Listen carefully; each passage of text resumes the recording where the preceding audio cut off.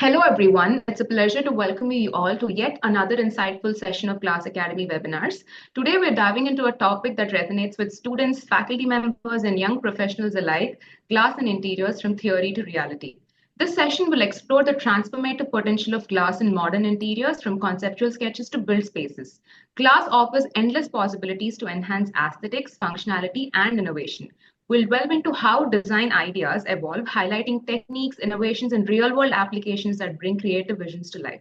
From initial renders to final execution, glass plays a pivotal role in shaping modern interiors, blending elegance, light, and sustainability. Join us as we uncover the intricate journey of design where concepts take shape and glass becomes a powerful medium to express. We are thrilled to have two esteemed speakers with us today, offering both academic and professional perspectives. Our first speaker, Professor Engineer Sejal Kothari, is a distinguished academician and head of academics at Samstek College, Hyderabad. A civil engineer by training, she holds a bachelor's degree from Sardar Patel University and has over 20 years of professional experience, along with a decade of teaching expertise. As a practicing Vastu consultant and head of BA Interior Design Department at Hampstead, she has mentored over 2,500 students and played a key role in guiding students in curating Hampstead's annual interior and furniture exhibition called Interior U. Her expertise spans design fundamentals, space planning, furniture design, market awareness, Vastu, syllabus monitoring, work delegation, organization, and managing team, making her an invaluable guide in shaping the next generation of designers. Her area of interest lies in teaching, designing residential office spaces, and providing Vastu solutions. Joining her, we have architect Anchal Lodha, a dynamic interior designer and founder of About Stories, a Chennai based design firm with a pan Indian presence. A graduate of SRM University, architect Anchal is a designer and a dreamer, passionate about creating meaningful spaces. Her firm, About Stories, is dedicated to crafting mindful environments, spaces that leave a lasting impact and evoke thoughtful connections. She believes in the power of design to tell stories that matter, shaping interiors that are not just visually appealing but also deeply immersive. Together, Professor Sejal and architect Anchal will share invaluable insights into interior design, exploring how glass seamlessly integrates into design narratives, bridging the reality and theory, artistry, and practicality.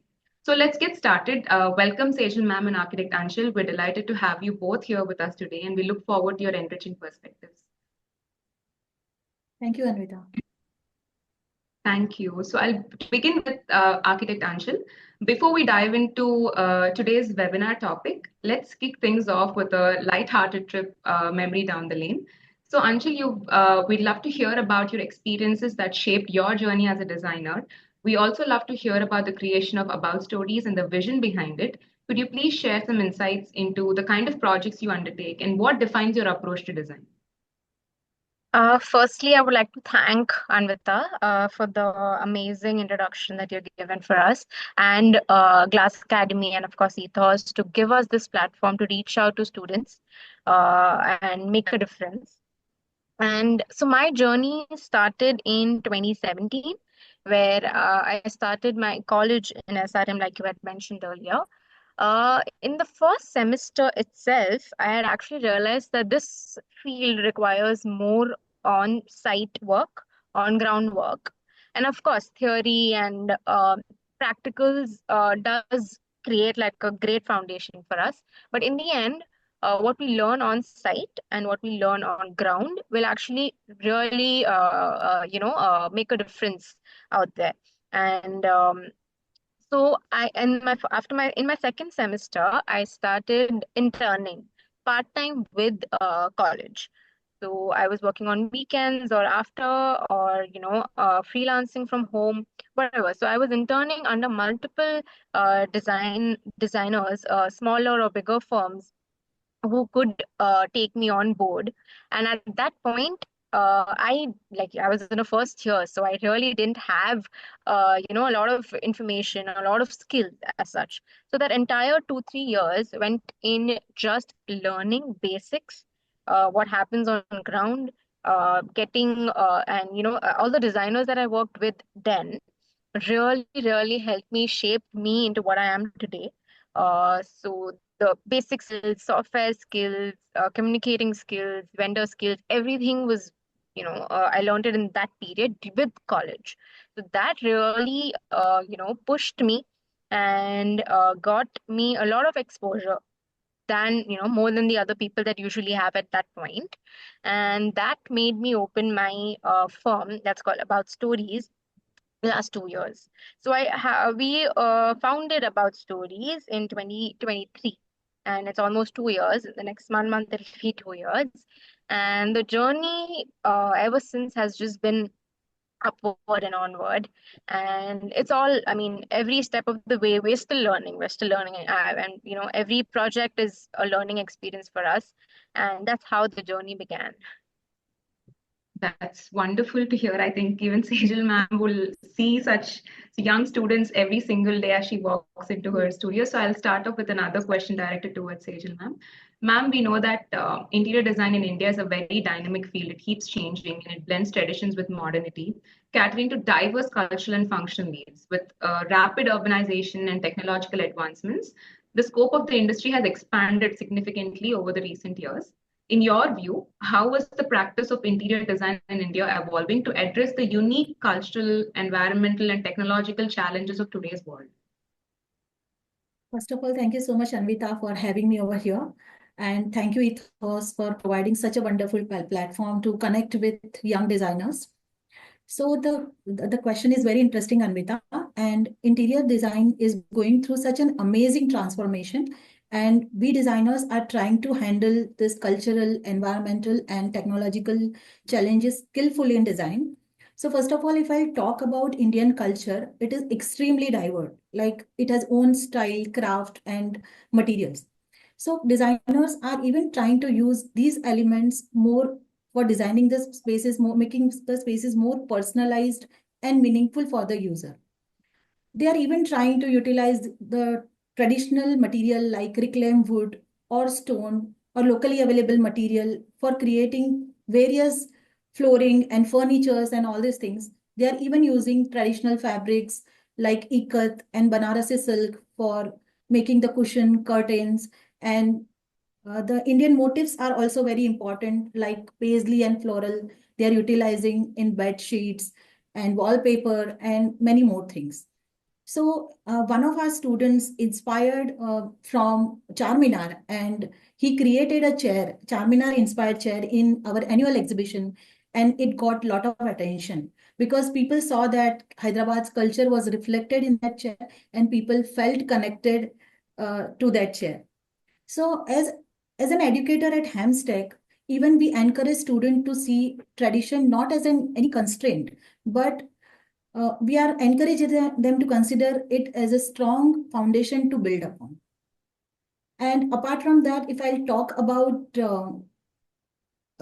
sustainability, so people are even nowadays sustainability is not a it's not like a trend, but it's become necessity day by days, and people know how important and small steps can create a wonder.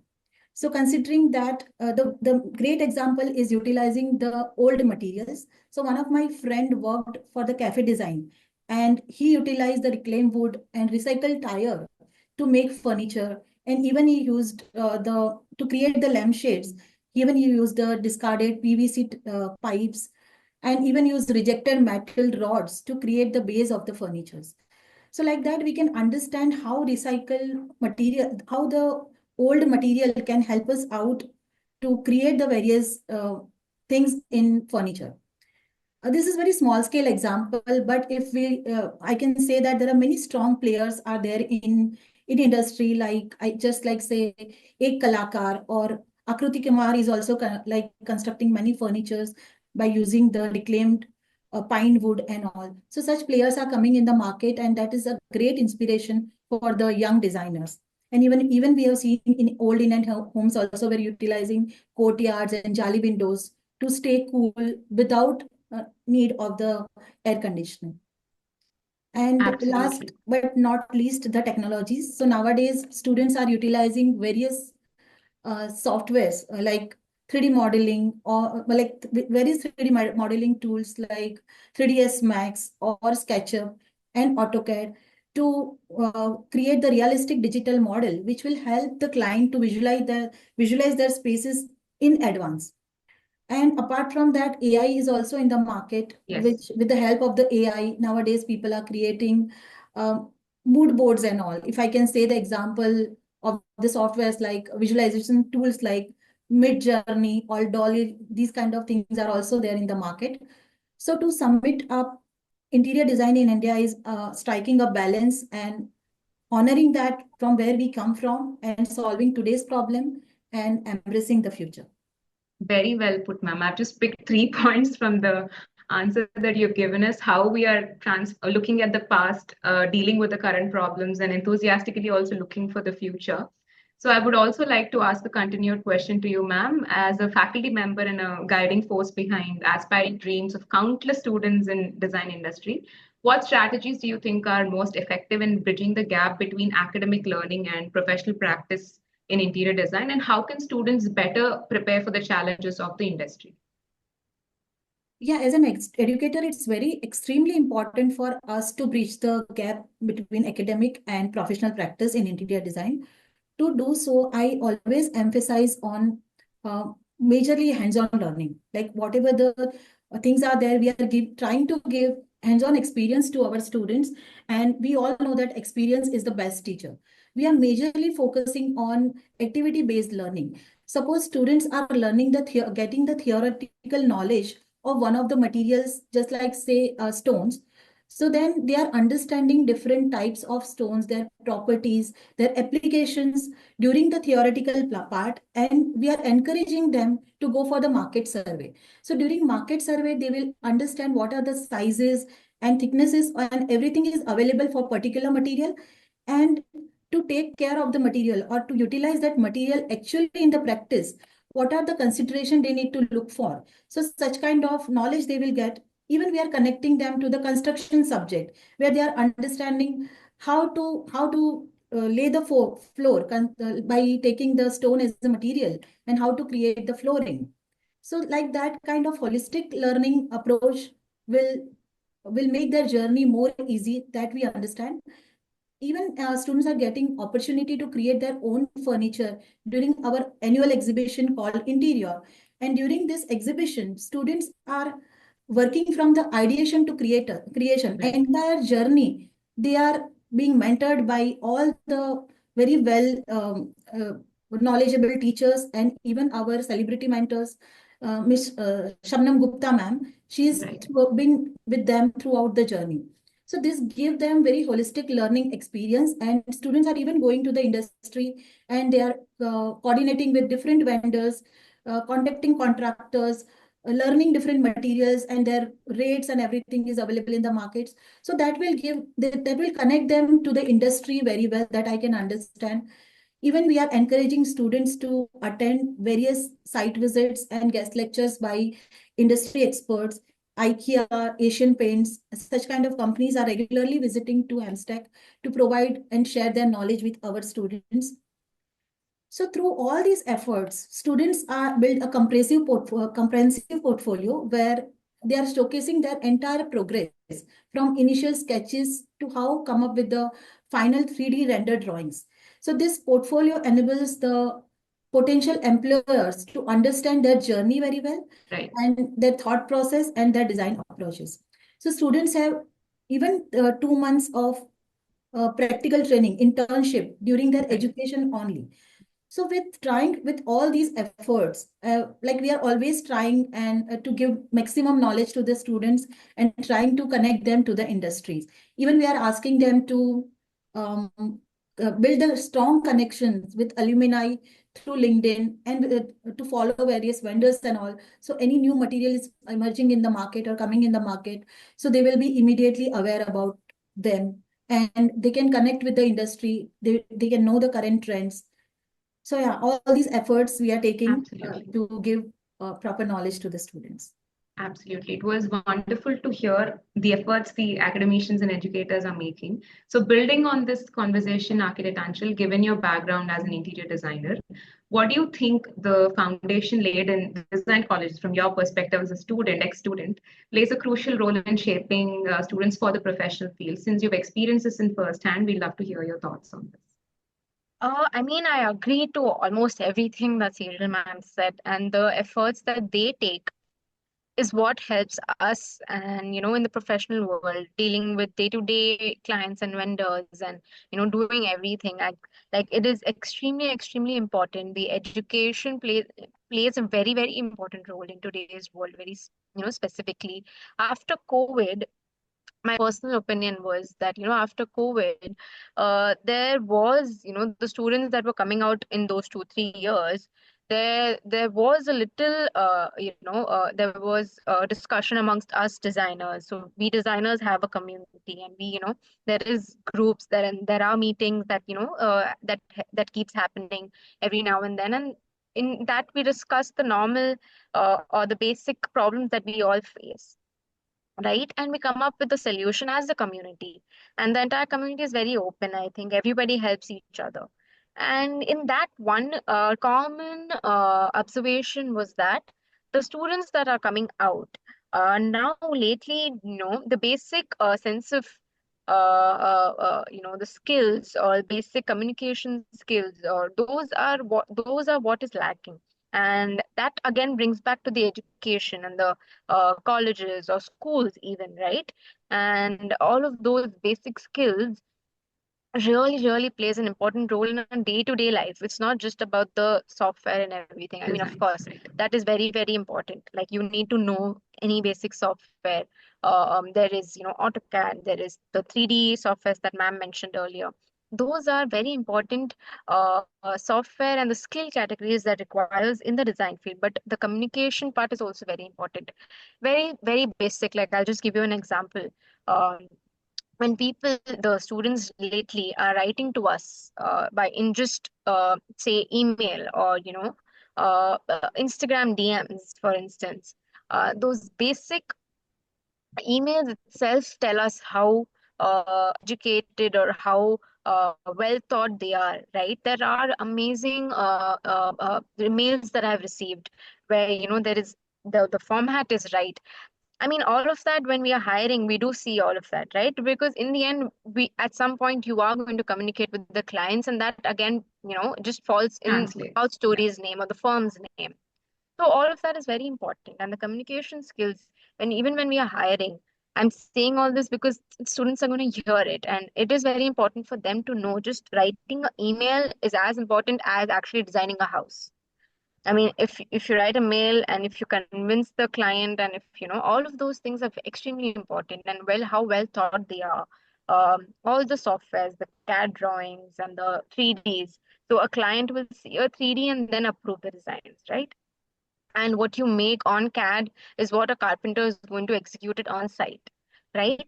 So, so it is. I mean, your job is so extremely important, and the education that these institutions provide to the students is so extremely important.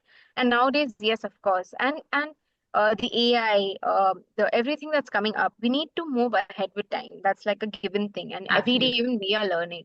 And one thing that I could tell ma'am or any other education institution that they are listening to is that, we with time we need to upgrade and update the education books and the way we are teaching and everything. There needs to be technology involved. There needs to be on ground market rates and things like that also be involved in the education, because that again, we need to prepare every child or every student for on ground work, and they need to have basic knowledge of how it actually runs out there. And that's where education, the institutions, a teacher plays an important role.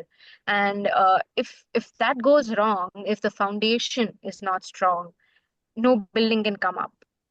Same as for the students. And I like go back to my college. I go back. I still remember what the teachers have taught. I still the lately one of my projects had gotten published on magazine, so I sent it to my teacher there, who actually taught me well. And a student or any person, if the education was done well, and if they become something, they will 100% remember from where they got it. And I think it is just extremely important. The value, it's extremely high. and it matters in day-to-day basis, not just once in a while or anything like that. It matters day to day. And for every Absolutely. student listening to me should, like, really respect everything that's coming, be grateful and learn a lot, because this is your time to learn. And in the coming years, you need to do something that really, really matters. So additionally, from being a practicing interior designer, like how important architect Anchal for designers to continuously evolve their skills and knowledge beyond the formal education. Now that we set a tone of how it's transcending from education, how do they stay relevant after they, move out and start their journey as designers in this ever-changing industry? So as I said, learning, like, keep learning from anyone you talk to, the communications that you have with a vendor on site, who's actually working and doing the actual groundwork, will have a lot more knowledge about the material, the kinds of what is best suitable for what. If you're doing a paneling, what size of ply we need to use, which brand we need to use, what is a, a better brand or a better quality of material you need to use for a specific thing. So it all will come only when you're reading or talking to people, or being up to date in terms of what's happening in the world as a whole, right? And like, for example, now lately it's AI is everywhere, and even like clients are being updated to AI, or Right. even like a layman will be updated to AI. And so the learning and how you can use AI to your benefit is a major learning that one person needs to do now.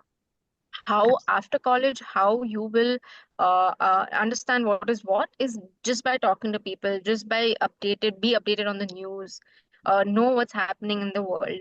Follow a designer or a architect who has been practicing for quite some time, because obviously if they're doing it for 20-25 years, they must be doing something right. What they're doing, how they're doing the process of it. um, and maybe reach out to some people, go meet them in person, talk to them, attend workshops. There are a lot of workshops happening nowadays. The designers are taking it themselves. There is a lot to learn about the material as well. As ma'am mentioned, the kind of materials and different items that's available in the market. That's very, very essential. And now I feel in India specifically, it's becoming all very we are becoming, we don't need to go out. Basically everything is available in India. You just need to understand where, what, and how. And definitely the price points, say material costings, and that keeps changing, and that you need to be, as a practicing member, you need to keep updating yourself Yes. with the today's costs and everything, right?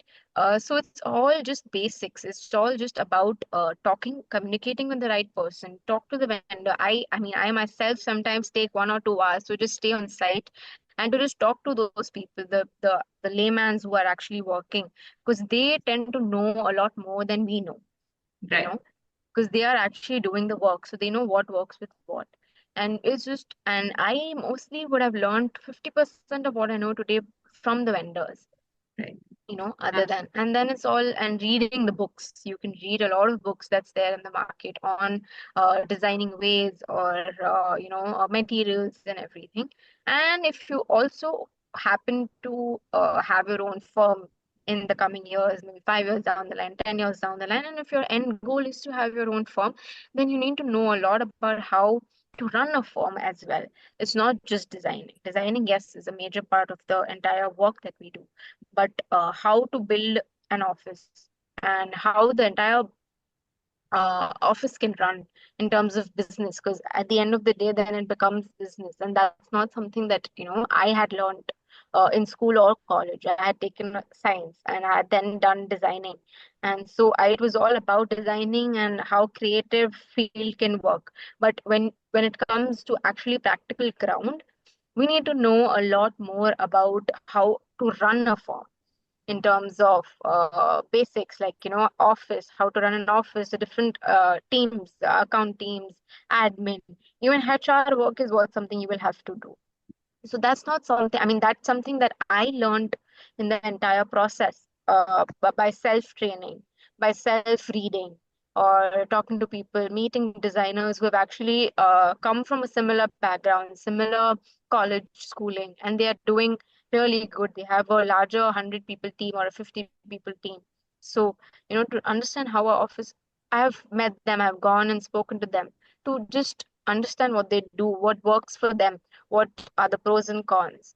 All of these things will just come by talking to people, meeting, reading, being up to date. And you will never stop learning. Right. That's one thing that you need to know. You will never ever stop learning. You will Yeah. always, every site will teach you something. Yeah, So absolutely. that's just the way to go about it. Yeah. Oh, that now that we've spoken about a lot of materials and how relevant the students need to be updated about. So, Sejal ma'am, how do you think the choice of materials in interior design influences both the aesthetics and functionality of a space? And how do you guide students in making informed decisions on material selections for their projects or their design in the classrooms? So material plays very, very important role for the success of any project. As architect Anchal said, the students need to show materials in detail.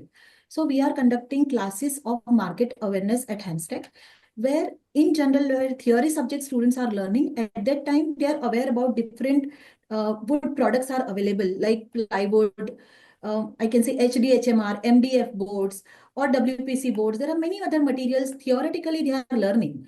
But after getting the theoretical knowledge, we are asking them to attend the market awareness classes where students are learning only one material in depth.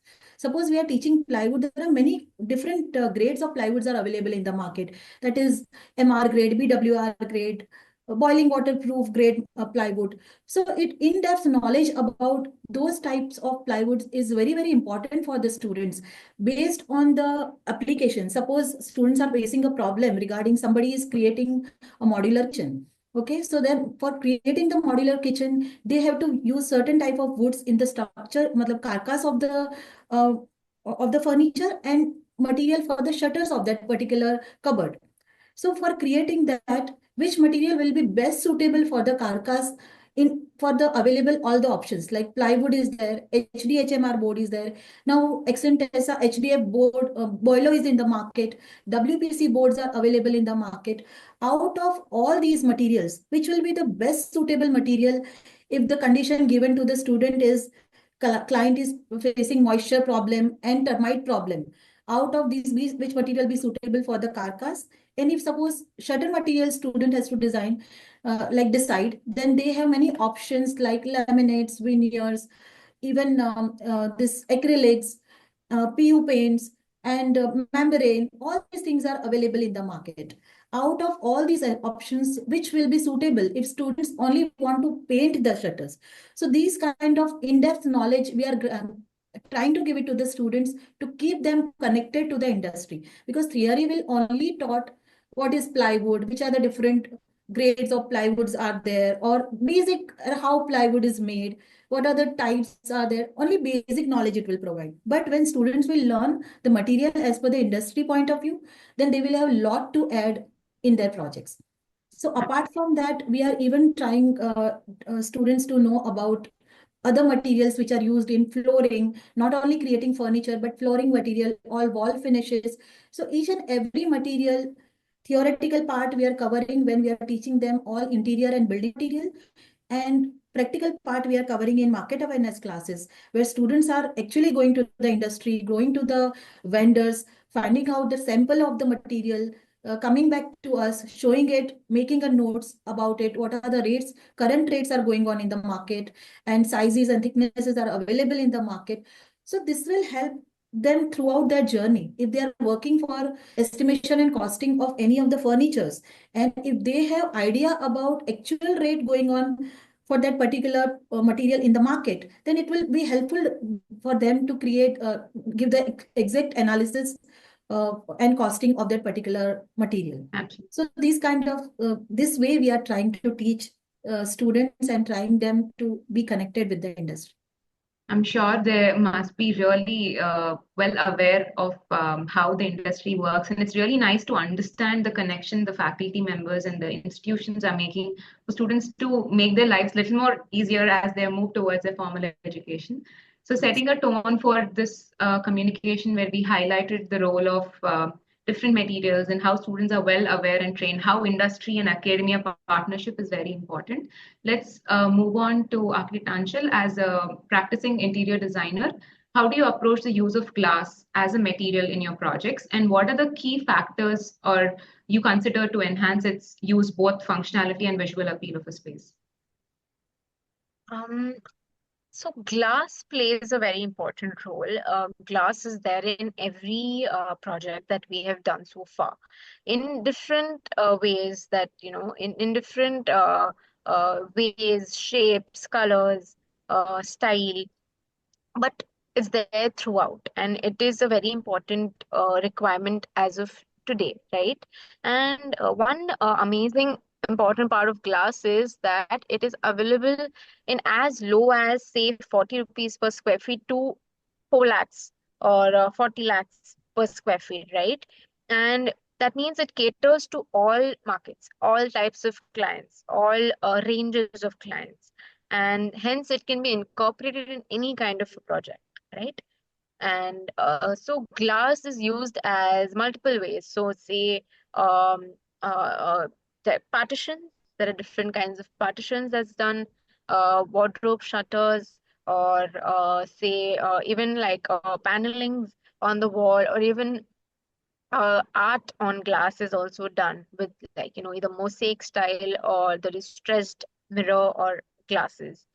And so how I usually prefer, using glasses particularly is in nowadays these fabric glasses or the sandwich glasses Right. are very in, and it comes in a lot of textures, lots of the colors, lots of styles, and like there is no limitations in selection of these glasses.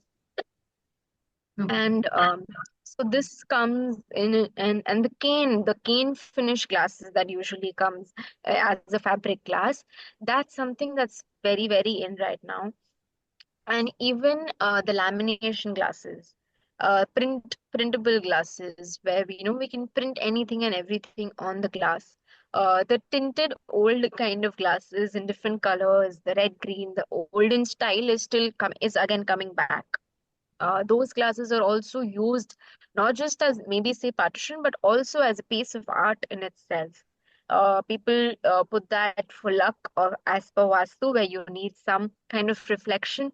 Again, glass plays an important role there, where you have a very sleek space, say maybe a foyer area or something like that, or just like a passage, and you want to enhance it and make it look and make it, look bigger. It might not be big, but when you see it, it might look big. Again, glass comes to play, mirror comes to play. Uh, and so, as I said, I think it glass is something that can be customized Right. to whatever shape, color, theme that we require. Because right now, the designs that we approach, the houses or the offices, any commercial or retail that we do, have some design or a theme that's going on, the concept that's going on. And I think glass fits to everything. It's one and only material that can fit into all aspects, right? And the different kinds of glasses, of course, the fluted glasses, again coming back, the frosted glasses used where you want some light coming in, but you don't want the viewing to be there 100%, or you want it to be translucent. There is frosting. If you want to save on the costing, you can add stickering to it as well. So there are lots of ways where we can do it, and any complex shape is also possible in glass, right? Like you can create like a template and you can do it. So I think the usage of glass is very high. The clientele for glass is also very high.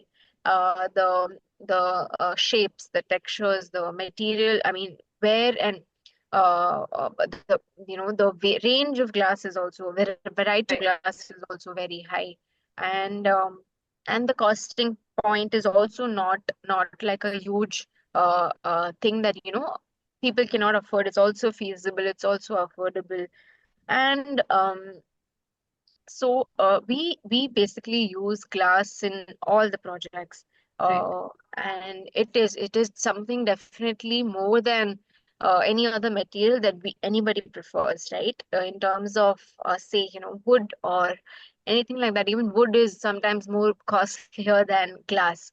There is teak wood, and all of that is also more costlier. And one thing good about glass is that it can complement with any other material as well. So, even if we have to have layers or different materials need to come in place. Say, for example, you're doing like a cupboard, and you want like a combination of wood and glass, it is easily possible. Whereas in any other material, it will be difficult, right? Right. So I think glass is definitely is going to be there. It's like evergreen, it's never going to stop. The usage of glass is never going to stop because you can use it in multiple ways. And Absolutely. every other point that I mentioned, I think it's not Sums going up. anywhere. Yes, yes, for Yes. sure. So, thank you, Architect Anchal, for setting the tone on how versatile glass can be. And you've brushed us through different kinds of applications in your projects and how it can be easily, collaborated with other materials to make it more versatile. So now that we've understood the versatility of glass briefly, Sejal ma'am, how do you incorporate its use in design education, and what are the key considerations students should keep in mind when using glass in their designs? Yeah, so glass is very beautiful and irreplaceable material, as we all know, but it's little tricky to work with. So we are always asking students to keep certain consideration in mind, and we are always reminding them that both aesthetics as well as practical aspect is very, very important.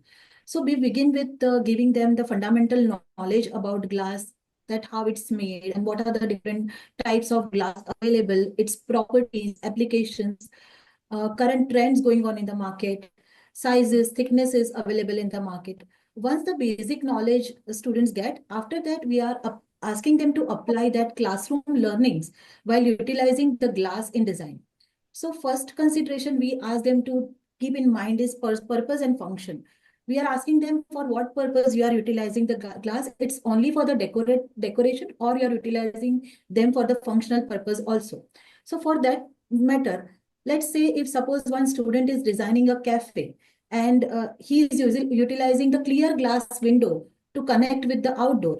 But if the other student or any other person is designing any kind of office, so at that time they will keep privacy in mind, and they will use Right. any kind of frosted glass or texture glass to maintain the privacy.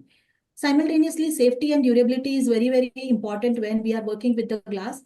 So glass is very beautiful, but it's fragile also. So considering that, if we are making any kind of shower cubicles or railing for the staircase or tabletops, we are explaining students that they have to use tempered glass for that purpose. And similar way when they are working, because it has very good shatter resistance and it is strong also and durable also.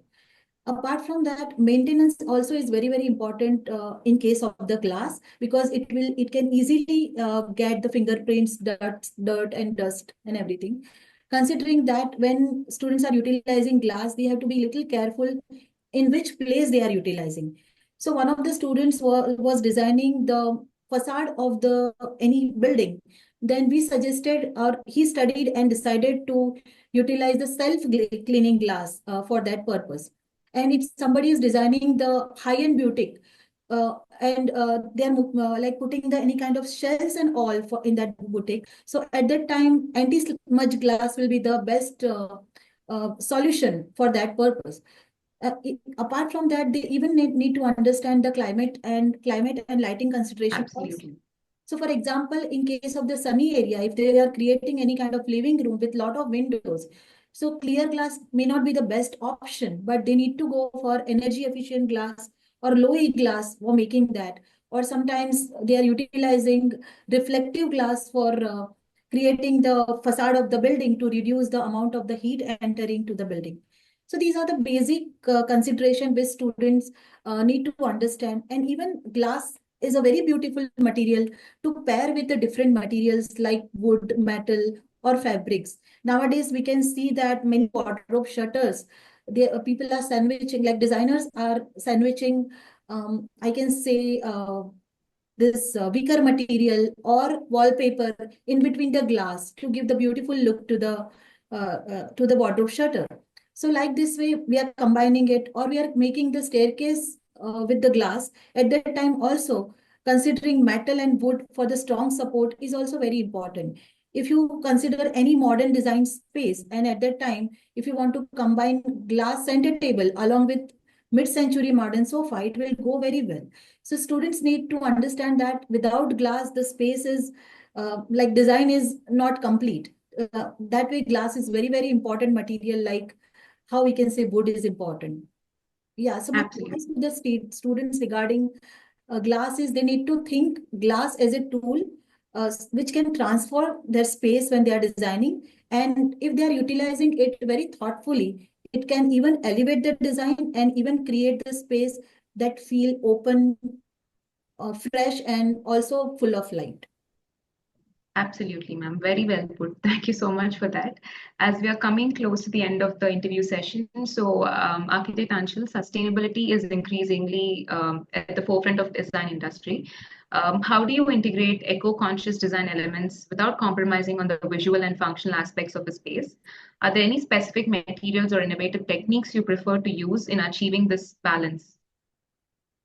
So sustainability is the need of the hour. I think there is no debate about it. It's not just for us. The entire world is moving towards it for a better future.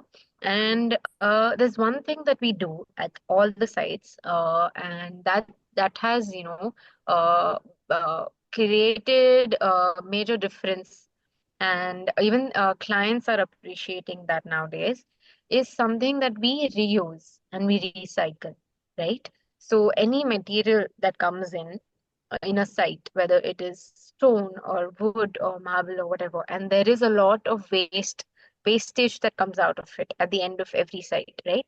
So there is this debris at the end of the site that we have. What we do is, using that, we create elements for the that particular site or the house or any project that it may be, and we create using their own wastage. We take it up, we see what is possible, and then we leave it for that site itself. So it's like a gift that we give it to the client using their own materials that they might otherwise waste it, right? Um, so, like for example, if we have any stone piece left, or if we have any tile or marble, anything that's solid that's left, we take those pieces and we design, say, side table out of it, or we design, say, some kind of shelves out of it, depending on the quantity that's left. We create, say, stools out of it. Or if the quantity is pretty small, then we create, say, maybe trays or spoons, I mean the plates, that they can use it for the decor items of the house. We create, maybe, say, stands out of it. We create the, like a pot out of it also, if it's possible. And if we have anything in wood left, then we start creating small, those holders or things like that that they can use. Basically, at the end, maybe say in the last couple of weeks, we see what is left, and we use the debris. We don't waste it, and we use it in some way or the other that's possible, and we recycle and we reuse it. So in that, I mean, that's like a small step that we have taken for every project that we do. Because, and this came out when I realized the amount of waste that goes out of every project, the amount of debris that's there in every project. And once you look at that, it is just inhuman to throw it, very honestly. And so we came up with these small ways where we can safeguard that. And because all of this debris goes to the waste yard and it's lying there, it gets it just pollutes the entire space. And we try to do our bit and we try to stop it. Other than that, we also use materials that is sustainable. It doesn't wear off, doesn't last, it lasts long. And we try to do our bit in that corner as well. But I think what we do, the practice that I've been following for the last 1 year for every sites and project, that's beneficial in terms of like clients are happy, we are happy with trying to create elements, and there is no wastage also, and there is money saving also. So I think that's one way that has actually, and when I put it out there on my social media or the clients see it, that's something that also excites them, and the Right. reach of that has also been much higher in today's world. The clients also appreciate it, and when they have handovers, we have handover parties and we have handover gatherings. So when that happens, the clients are itself talking about these things, the little side table that's there or the tray that's there, instead of the entire house. They're talking about these elements that we created this out of the waste that's there, and they designed it, and it all looks very aesthetically pleasing as well. So I think that Right. really has created a small difference from our side. Beautiful, definitely. Maybe we can say they're sustainability souvenirs you would hand it 100%. down to Yes. their Yes. clients. So that's beautiful. Exactly. So this brings us to the end of the interview, and we would also like to run the students or audience or young professionals who are looking at this webinar a very small glimpse. So, Anchal, before we dive into your projects and how you've designed them, we'd love to take a look at your thesis from your time as a design student. Many of our audience today are either approaching or have already reached that stage in their academic journey, and 100%. it would Yes. be insightful to have the early explorations that shaped their design philosophy. So after that, you can walk us through some of your projects highlighting the role of glass and any other innovative materials in transforming the spaces. So over to you now. You Yes. can share your screen. Yes, Anvita, exactly why, when you had first reached out to me and you told me that you want a project to be shown to the students, it was a no-brainer where I thought of, showing the thesis project to them, because at that stage, more than the projects that we have done out there, because they already have social media and they already know what's out there. So more than the projects that we have been working on, I wanted to show them the thesis project, which will eventually be helpful for them. So I'm just quickly sharing my screen. So my thesis project was on a co-working space, and which I think is even relevant in today's world. The offices and everything has gone towards co-working, which is also again a sustainable move. I think it's in one building, multiple offices. You don't need to waste land. Don't need to waste space. And I think this was one 100% brilliant topic in today's time specifically. So, co-working space, I'll just proceed. So the topics were again briefly how it is all around design, what the mood boards and the style that we went through, the layouts of the entire scope, and we've also had like a last bit also has the total expense of the project. So that also is something that I think in today's world is very important. Before we started the co-working space, we did a little bit research on what is there and how it is very important in today's world. What is a co-working space? Is where multiple individuals or companies work together, and that's not only saving the infrastructure, but it also creates different mindsets. It also creates a social space for each and everybody, and the statistics also match the importance of why we need co-working space. So we did a little research on that, like a case study, and we found out different types of co-working space that's there. It's traditional lifestyle style or a hybrid space that's very in right now, or a very professional co-working space, say maybe for a bank or so. So all very different kinds of co-working spaces are present today in the market. And the concept that I personally went for was a modern tropical concept, where we incorporated that in forms, shapes, textures, materials, and colors. And we created a mood board for it, which the entire space would look like this. So this kind of a color scheme, this kind of the interiors goes well for all kind of age groups that's there, because co-working space will have age from 18 to say 50 or 60, and the different kinds of mindset that works for everybody. We needed to create a space that can cater to all. and hence we went for modern tropical.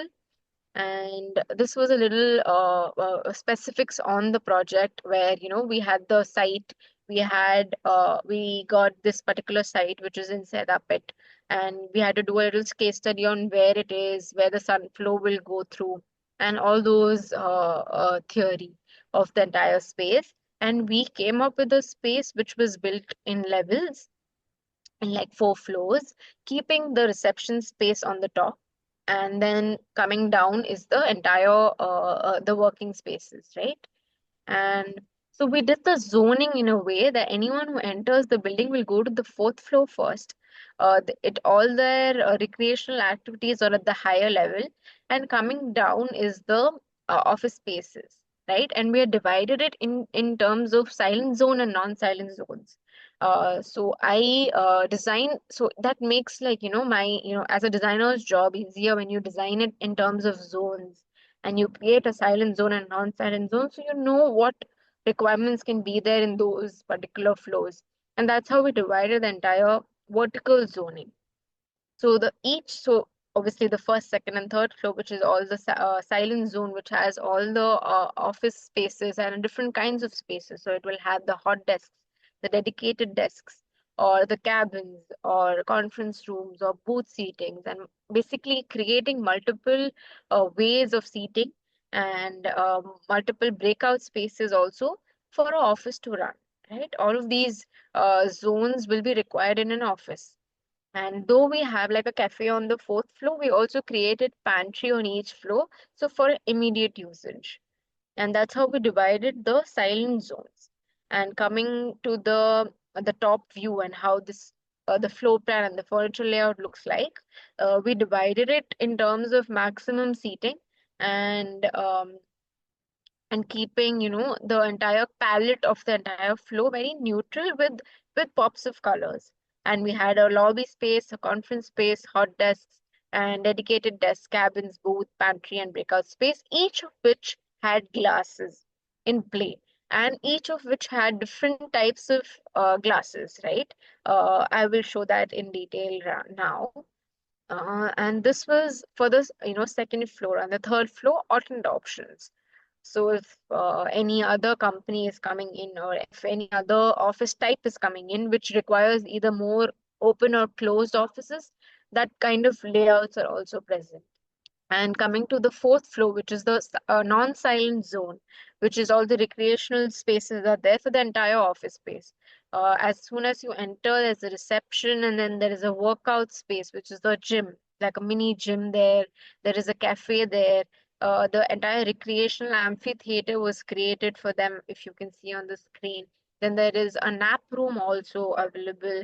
There's a smoking zone also available. So basically creating a building which caters to all sorts of people, because it's a co-working space, and the companies and offices will have all kinds, all age groups, all categories of people. And when we're making a co-working space, we need to create something that can cater to everybody. And so coming to space by space specifically, this was the lobby options for all the floors. As you can see my 3Ds as well. And as you can see the usage of glass that's done over here, if you can follow my cursor. So here fluted glass were used, and we had vacuumed it in between. So there are two fluted glass on either sides and vacuum in the middle for one sound purposes. And why fluted glass was because we had to block the view for each and everybody. Only the people with biometric access can enter the space. Otherwise, we didn't want anybody to, see the office from outside. And we created a little seating spaces as well. So, if creating like a mini waiting lounge, as well as people who are waiting for the lift can also wait for that, that flow. And in this, and the second option, if you can see, we had used glass, colored glass in different shapes as even paneling.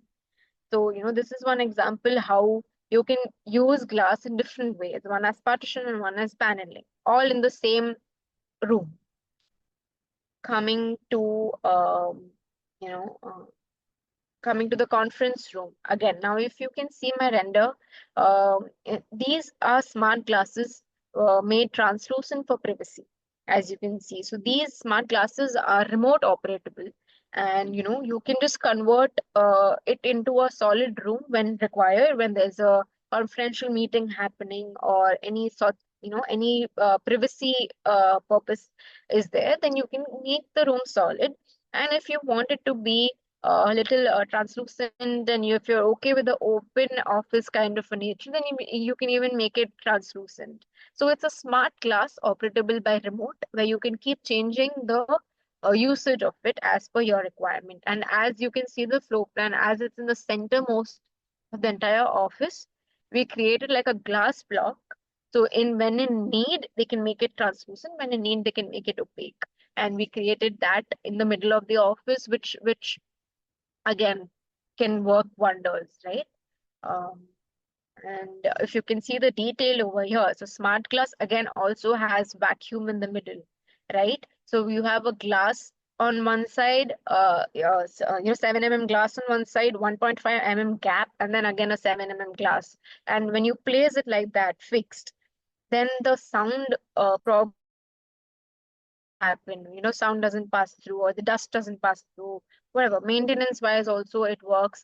And being in office, sometimes there might be confidential meetings, sometimes it might not be for everybody. So such a vacuum plays a very important role. And the detail is why I'm focusing on, because as a student, you also will need to know, and as a professional working, you will also need to know how it's placed, or how it's if how a particular glass can be used on site, and how the fixing of that needs to happen, because every vendor will come to you, will ask you. So you need to know these kind of details as well.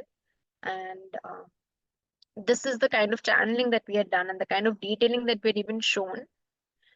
This is for the flooring, say for example, where I'm showing the outside and the inside flooring, it needs to be on the same level. So that kind of a detailing was also done in the entire thesis project. And this is a detail for a sliding door, where I'm showing the how the tracks will go inside the ceiling, and how the support of that will be done. So the drawings is where you need to focus on. Again, this coming to the booth area, where we use the frosted glass with stickering, and we created 3 monochromatic zones, right? And this was done again for if a person is sitting inside and working, and they would not, and because booth being such a small space, we didn't want to block the entire view and the light that's coming from outside, meanwhile also giving them the privacy. So here again, glass plays a very important role. And this is the detailing for the double glass door, and how it protects the sound traveling in. If you can see the arrow marks, if the sound coming in is that much, because of the vacuum, the sound passing through is barely anything. That's what I'm showing through this kind of detail. And when these details are 100% out there, a vendor will make no mistake, and your outcome will be exactly how you planned.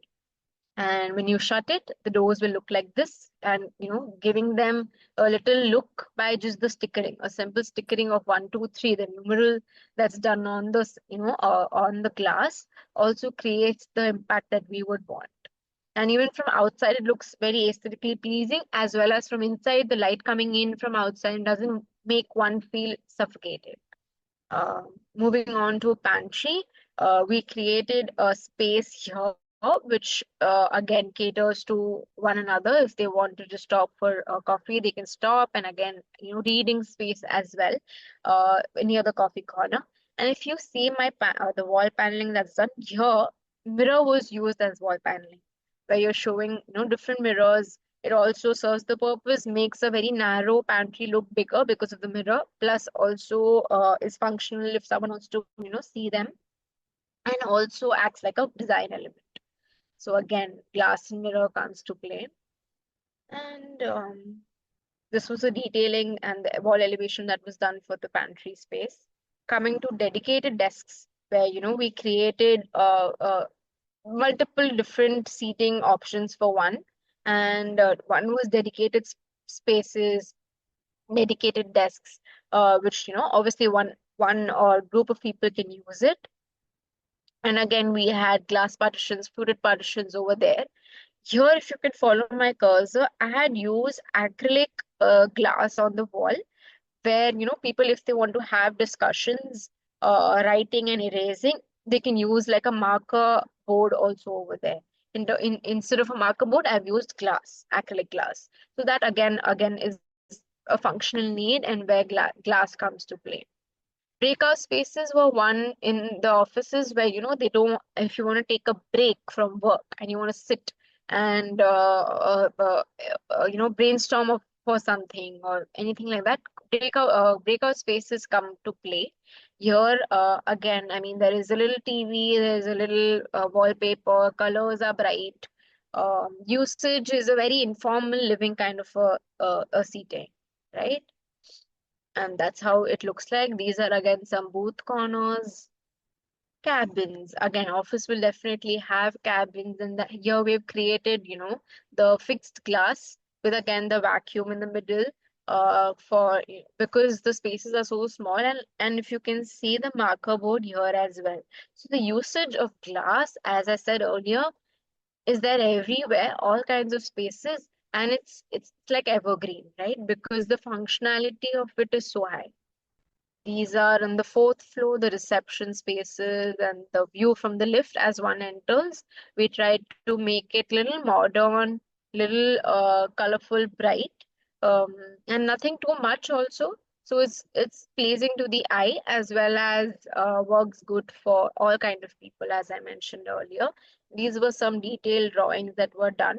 Again, if you see, this was for a glass door that we did where we are trying to tell the vendor that this portion we wanted bigger and this portion we wanted smaller, so it fits perfectly well with the frame and serves the purpose. So this was the reception corner, the waiting corner.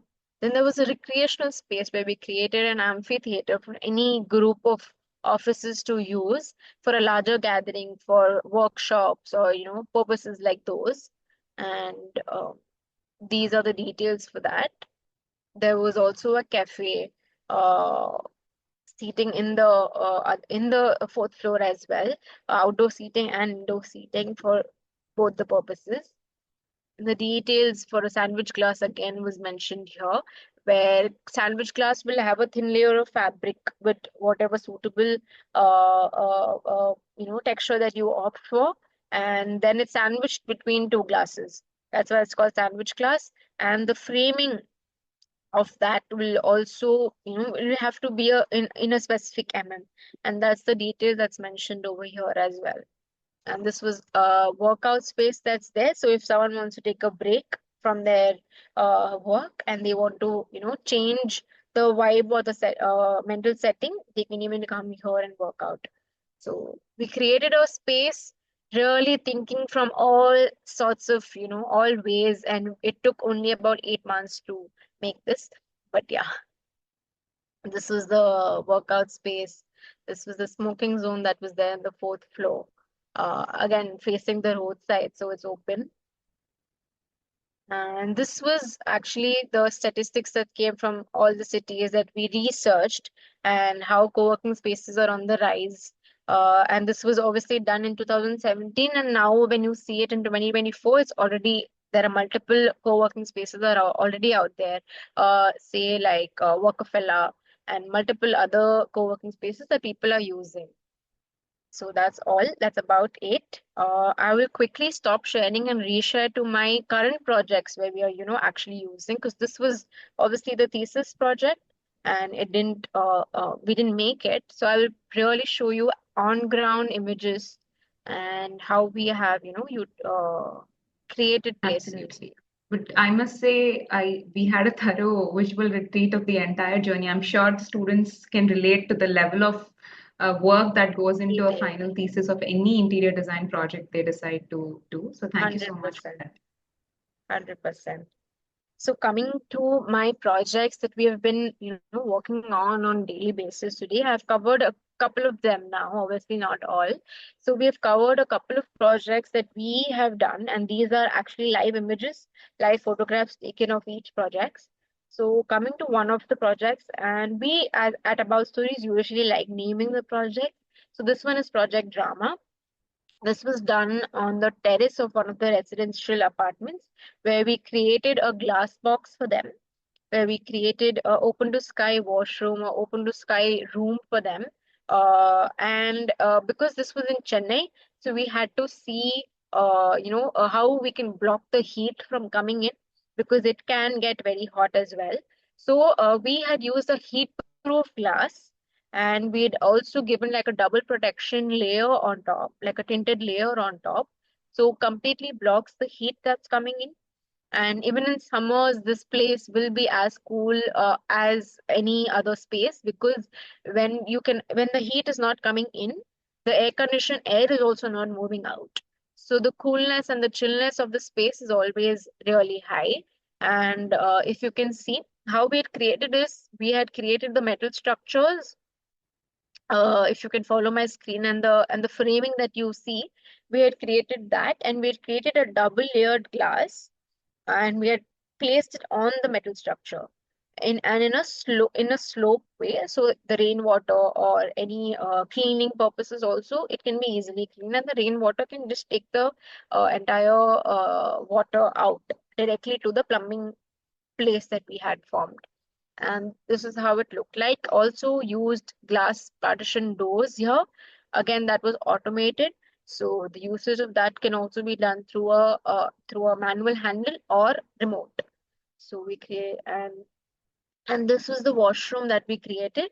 This was a monochromatic look washroom, lavender tone, where we had open to sky framework done, but with a lowered on top. So it is like semi, obviously no one can view you inside because it's a washroom, but also blocks any possible ways, right? And we had created this fixed glass over here in other than window, and because the view was such, where they didn't require any blocking or any curtain to block, and the washroom can be used as is as well. And the shape of the mirror was also designed by us. And this is something that we do in every project, every mirror. We don't usually like the rectangle, circle kind of a look. So we'll go for abstract mirrors, with, of course, lighting plays an important role. And, this was how the space turned out to be, the living space. And coming to our other project, which is project C27, this was the foyer space for that. This is the bedroom where we had given like a beige acrylic shutter, marble over here, and this was the headboard that we had designed. This was the living area that we had designed. Um, this was a kids' room that we designed for a daughter for them. The balcony space that we did for them. This is our other project, that's Project Ghar. And again, as I mentioned, the shape of the mirror was again customized and made it abstract. This was the living area. This was the kitchen. Kitchen we used the stainless steel kitchen, again catering to sustainability. Stainless steel is everlasting and will not never have termite issues or water issues, waterproof and termite proof. And in turn, it will last longer for years and years, and we don't have to really change and waste the material. So that's why we use stainless steel over here. This was the main door of the house. This was the in room of the house where we had actually designed the rug matching to the ceiling. If you can see the moldings that's done over there. So there's some correlation of the rug and the ceiling also. And if you can see the little art over here was also again done by the artist, the in-house artist that we have. This was the entire house had inlay work happening running throughout the floor, starting from this passage, then it just spreads around the entire house. Again, the inlay work that was done here, the mirror had storage behind, so we could, use the space as well. And this door also was done by our carpenter team as per the design and the inputs that given by us. This is the hospital that we are currently working on, and we created this render to show how the elevation will look like. And we used these acrylic material, acrylic glass in blue, matching to the logo. And we created this entire paneling for them, hiding away the lines, the pipelines, the windows all behind. So from the road or from the viewing point, it looks all very clean. Adding, of course, lights to it. This was the interior of the hospital. It's coming up now. This is again the lobby space. This was the conference room that we had, a little lounge room where meeting discussions can take place for the hospital. Again, the washroom of the hospital, and where we played with the shape a little bit again. Again, this is the patient room in the hospital, where we also had a little glass bit on the door. So any viewing or push and pull purposes, and being a hospital room, we wanted a little transparency to be there just in case for a nurse to check on or anything like that. This was the other project where the previous projects that you saw were all modern and minimally done. This was what we focused on, an earthy style and a very traditional style, um, where the houses and the entire spaces look like this. So it's a completely different concept as well. These are actual images of the site where we created, instead of a sofa seating, we created like a step seating for the family. And since they had a lot of artifacts and things to display, so we created shutters with glass in the middle, so there is some viewing also happening over there. This was again project D&D, where we used acrylic shutter on the top, and again the mirrors shaped in a particular way and adding lights on it. Again, the mirror shaped in a way, this entire room was done in a wave theme. And if you can see the waves running on the ceiling, on the paneling, on the bay window seatings. So basically this entire room was in a wave theme for the daughter. So I think that brings an end to my presentation, and I hope everything that I said really helps, and I hope it makes sense also. Thank you so much, Anchal, for running us through the entire journey. We've seen you as a thesis student to now a professional who's transformed your designs to that stature. So with this, we come to the end of the webinar today, and a big thank you for sharing the invaluable insights and expertise. Anchal, your real world experience and thoughtful approach to design has provided us a deeper understanding of how glass and other materials also can elevate spaces.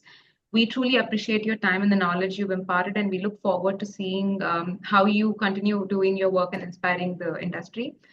And Sejal ma'am, thank you so much for joining us today and sharing the academic perspective on interior design, and your thoughtful observations on the intersection of education and practice has been incredibly enlightening. From the time you've started teaching students to now, we've seen how many batches have passed out with this imparting knowledge will be the future of our India and the world also, wherever they're placed. So we appreciate your commitment today to shaping the next generation of designers, and we're grateful for the knowledge and the guidance you provided us today.